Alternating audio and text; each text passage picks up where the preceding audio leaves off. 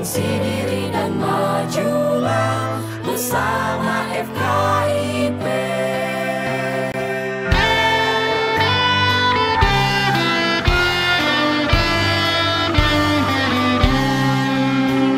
FKIP unsur Bank Indonesia, tempat kami menuntut ilmu, melahirkan pendidik yang berkualitas, dengan semangat juang 45.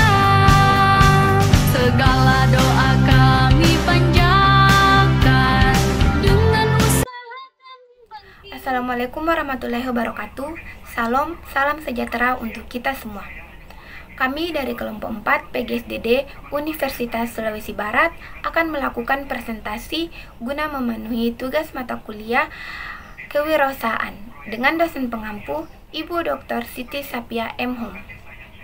Perkenalkan, nama saya Fitra Marianti dengan NIM H0523337. Pada presentasi kali ini, di sini saya akan menjadi moderator. Dan perkenalkan juga rekan-rekan saya. Ada Emi Arfa sebagai pemateri pertama, Gita Aulia sebagai pemateri kedua, Resita Ais sebagai pemateri ketiga, Hasliantiha sebagai pemateri keempat, Nurul Hadiah sebagai pemateri kelima, dan yang terakhir ada Sulistiawati sebagai notulen. Pada presentasi ini, kami akan membahas materi mengenai tanggung jawab sosial perusahaan. Nah, pada materi ini kami akan membahas beberapa pembahasan pokok. Yang pertama itu pengertian dan konsep tanggung jawab sosial perusahaan. Lalu yang kedua, lingkup tanggung jawab sosial perusahaan. Yang ketiga, dimensi tanggung jawab sosial perusahaan. Yang keempat, strategi tanggung jawab sosial perusahaan. Dan yang kelima, mengenai manfaat dan tanggung jawab sosial perusahaan. Baik, langsung saja simak penjelasan dari rekan-rekan saya yang akan membacakan materinya. Baik, materi yang pertama yaitu pengertian tanggung jawab sosial. Pengertian tanggung jawab sosial. Tanggung jawab sosial perusahaan atau disebut juga dengan CSR adalah tanggung jawab sosial perusahaan yang meningkatkan kualitas kehidupan dan melibatkan masyarakat dalam merespon kondisi sosial, serta menjaga lingkungan hidup. Ini penting mengatur biaya dan mendapatkan keuntungan bisnis dari stakeholder internal dan eksternal. Selanjutnya yaitu konsep tanggung jawab sosial. Konsep bisnis saat ini mengalami perubahan di mana manajemen perusahaan harus mempertimbangkan kepentingan stakeholders dan masyarakat. Hal ini berbeda dengan konsep bisnis lama yang hanya fokus pada keuntungan semata. Manajemen perusahaan saat ini juga harus memperhatikan aspek sosial dan lingkungan agar keberlanjutan perusahaan terjamin. CSR merupakan tanggung jawab sosial perusahaan terhadap pihak internal dan eksternal.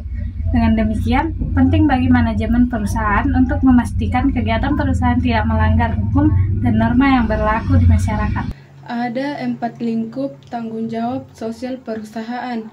Yang pertama yaitu keterlibatan perusahaan dalam kegiatan-kegiatan sosial yang berguna bagi kepentingan masyarakat luas. Yang kedua yaitu keuntungan ekonomis, karena akan menimbulkan citra positif bagi perusahaan. Hal ini akan membuat masyarakat lebih menerima kehadiran produk perusahaan.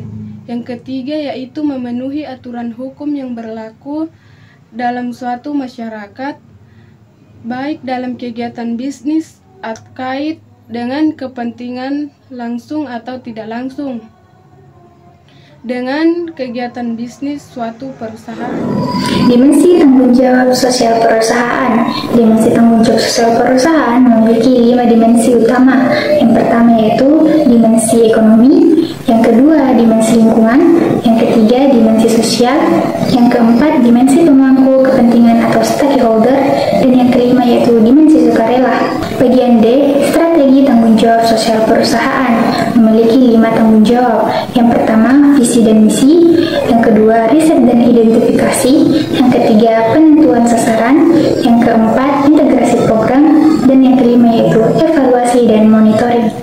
Yaitu manfaat tanggung jawab sosial perusahaan. Memiliki beberapa manfaat pada perusahaan, masyarakat, dan lingkungan sekitar.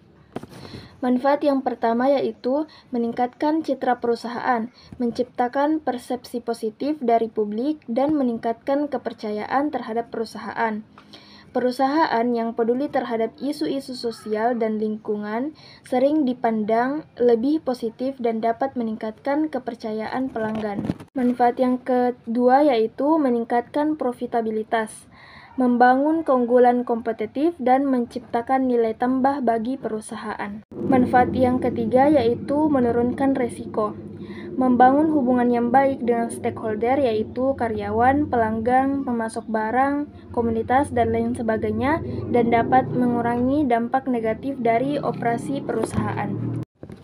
Manfaat yang keempat yaitu meningkatkan keterlibatan karyawan. Contohnya, melibatkan karyawan dalam perencanaan program perusahaan seperti meminta pendapat mereka tentang isu-isu sosial atau lingkungan yang mereka anggap penting, sehingga dapat meningkatkan moral dan motivasi karyawan, serta meningkatkan produktivitas perusahaan. Manfaat yang kelima atau yang terakhir yaitu mendukung pembangunan berkelanjutan. Adalah cara yang efektif bagi perusahaan untuk berkontribusi terhadap kesejahteraan lingkungan, sosial, dan ekonomi. Adapun kesimpulan pada materi tanggung jawab sosial perusahaan atau Corporate Social Responsibility, dijelaskan bahwa tanggung jawab sosial perusahaan merupakan konsep yang sangat penting bagi perusahaan dalam era globalisasi dan pembangunan berkelanjutan. CSR ini menuntut perusahaan untuk mempertimbangkan aktivitas bisnisnya terhadap lingkungan dan masyarakat, serta berkontribusi pada pembangunan yang berkelanjutan. Manfaat CSR bagi perusahaan sangat besar, antara lain meningkatkan citra perusahaan, profitabilitas, dan keunggulan kompetitif. Penerapan CSR ini menghadapi beberapa tantangan, seperti kurangnya komitmen manajemen, keterbatasan sumber daya, dan kurangnya transparansi.